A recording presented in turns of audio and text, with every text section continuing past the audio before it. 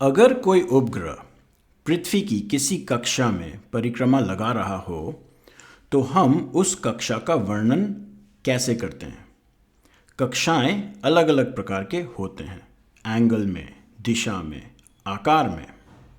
बिना कक्षाओं का सही प्रकार से वर्णित करके हम कोई भी अंतरिक्ष मिशन की प्लानिंग नहीं कर सकते।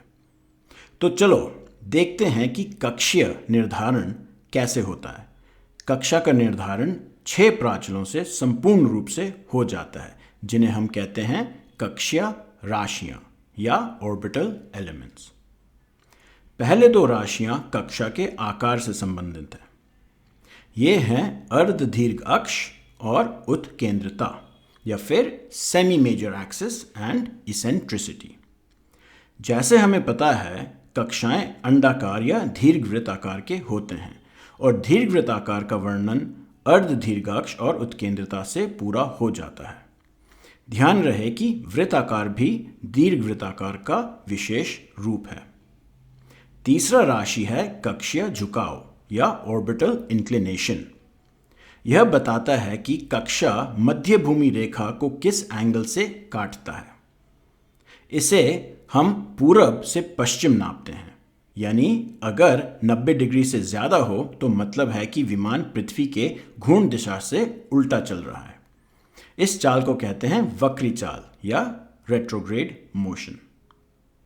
अब विमानों के कक्षाओं के आकार और झुकाव बराबर होने पे भी उनके कक्षा अलग हो सकते हैं। मान लो एक कक्षा में विमान मध्य भूमि रेखा को अफ्रीका के ऊपर काट रहा हो और दूसरा उसी समय इंडोनेशिया के ऊपर। जब विमान उत्तर को जा रहा है वो आरोहण में होता है और जब दक्षिण को जा रहा होता है तो अवरोहण में। आरोहण में जब विमान मध्य भूमि रेखा के ऊपर से जाता है तो उस पॉइंट को कहते हैं आरोही बिंदु या असेंडिंग नोड। जब विमान कक्षा में परिक्रमा कर रहा है तो आरोही बिंदु हर एक परिक्रमा में अलग स्थानों के ऊपर आ सकता है, कभी साउथ अमेरिका के ऊपर तो कभी अफ्रीका के ऊपर। यह इसलिए क्योंकि धरती घूम रही है। पर यह अवश्य है कि मध्य भूमि रेखा पे आरोहण के दौरान विमान उसी नक्षत्र के नीचे बार बार हर एक परिक्रमा में आएगा, यानी आरोही बिंदु का विषुवंश एक ही रहेगा, क्योंकि भला ही पृथ्वी घूम रही है, तारमंडल या नक्षत्र अटल हैं।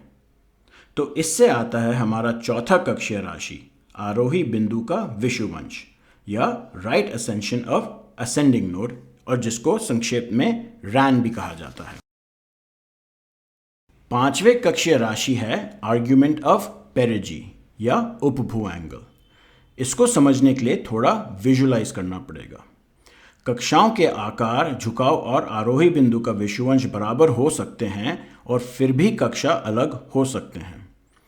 जैसे कि इन दोनों कक्षाओं को देखो, इनका आकार और झुकाव सेम है और आरोही बिंदु का विषुवंश भी बराबर है, पर एक का उपभू या भू समीप बिंदु उत्तर में है और दूसरे की दक्षिण को। कक्षा के इस समतल में हम कक्षा के दीर्घ अक्ष को घुमा के अनेक कक्षाएं निकाल सकते हैं जिनके पहले 4 कक्षीय राशि बराबर हैं। तो 5वां कक्षीय राशि इसी समस्या को हल करता है। उपभू एंगल या आर्ग्यूमेंट ऑफ पेरिजी वो एंगल है जो आरोही बिंदु से उपभू तक बनता है।